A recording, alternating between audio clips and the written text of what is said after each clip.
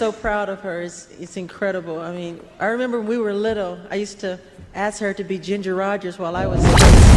कौन है ये माइकल जैक्सन नाम का शख्स? ऐसा माना जाता है कि इसके पास सुपर पावर्स थी। इनको बता दें कि ये उस जमाने का सबसे फेमस बंदा है जब दुनिया में आज की तरह इंटरनेट और सोशल मीडिया नाम की कोई चीज नहीं हुआ करती थी। अपनी जिंदगी में 4 साल के अंदर ये 2 बार शादी की, इसके बावजूद भी इसके पास एक भी वाइफ नहीं थी। माइकल जैक्सन की सबसे वाहियात बात थी कि इस बंदे ने जब अंतिम सांस ली तो इसके डॉक्टर को जेल में बंद कर दिया गया और दुनिया के लगभग करोड़ों फैंस ने इसकी याद में अपनी जान दे डाली थी। इतनी ज्यादा फैन फॉलोइंग होने की वजह से माइकल जैक्सन के बॉडी का सेटलमेंट करने में 1 महीने का समय लग गया था। 29 अगस्त 1958 यूनाइटेड स्टेट ऑफ अमेरिका की धरती में एक बच्चे का जन्म हुआ जिसका नाम था माइकल जोसेफ जैक्सन। असल में माइकल जैक्सन के बचपन के कठोर माहौल पिता जो जैक्सन के दुर्व्यवहार और उनके परिवार के गरीबी भरे जीवन से जूझ रहे थे, जिसमें गैरी इंडियाना के 2 कमरों वाले घर में 10 बच्चों के साथ माता और पिता। इन सभी बातों को आसानी से समझने के लिए वो एक सामान्य परिवार से थे, पर उनके पिताजी जो एक बॉक्सर थे, बिहेवियर बहुत सख्त था, जो माइकल जैक्सन के कैरियर की शुरुआत से ही माइकल के बचपन को छीनने लगे थे। माइकल के पिताजी का एक ही ड्रीम था कि उन्हें अपने बच्चों को इस दुनिया के लोगों की तरह 1% भी नहीं बनाना है, और वैसा बना भी दिया था। मेरा मतलब माइकल जैक्सन की पूरी फैमिली एक अलग ही दुनिया की थी। माइकल जैक्सन को उनके पिताजी के द्वारा इस तरह से प्रताड़ित या ट्रेंड किया जा रहा था, मान लो कि उन्हें मार्कोस की ट्रेनिंग दी जा रही हो। आप ये सोच सकते होंगे कि किस तरह माइकल का बचपन बीता होगा। जब बात आती है सिंगिंग और डांसिंग की, तो माइकल जैक्सन सिर्फ एक नाम नहीं, ये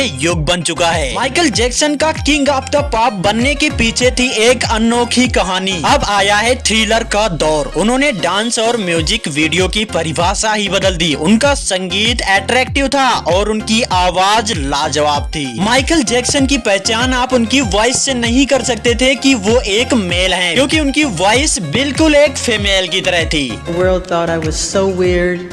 माइकल जैक्सन सर्वकालिक सबसे ज्यादा बिकने वाले संगीत कलाकारों में से एक हैं, जिनके 500 मिलियन से ज्यादा रिकॉर्ड्स बिक चुके हैं।